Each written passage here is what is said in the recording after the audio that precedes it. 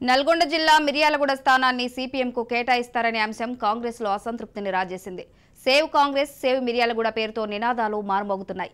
ఇదే అంశంపై బత్తుల లక్ష్మారెడ్డి నేతృత్వంలో మిర్యాలగూడలో సమావేశమయ్యారు ముఖ్య నేతలు.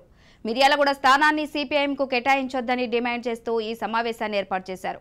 మిర్యాలగూడ స్థానాన్ని సిపిఐఎంకు కేటాయిస్తే రెబల్గా బరిలోకి దిగుతామంటున్నారు బత్తుల లక్ష్మారెడ్డి.